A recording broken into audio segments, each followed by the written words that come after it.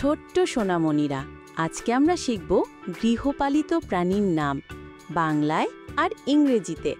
চলো তাহলে শুরু করি। এটা হলো গরু, ইংরেজিতে বলা হয় কাউ। কাউ মানে গরু। এটা হলো মুরগি, ইংরেজিতে বলা হয় হেন। হেন মানে মুরগি। এটা হলো ছাগল, ইংরেজিতে বলা হয় গোট। গোট মানে ছাগল।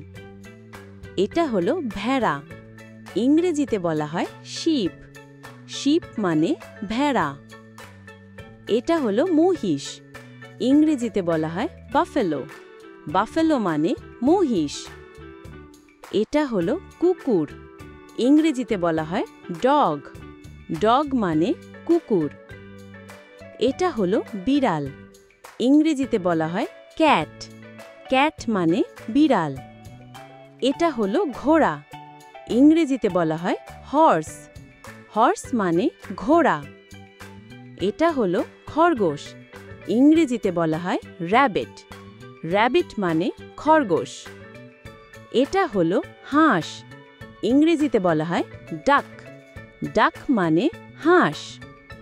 আবার দেখা হবে পরের ভিডিওতে। টাটা।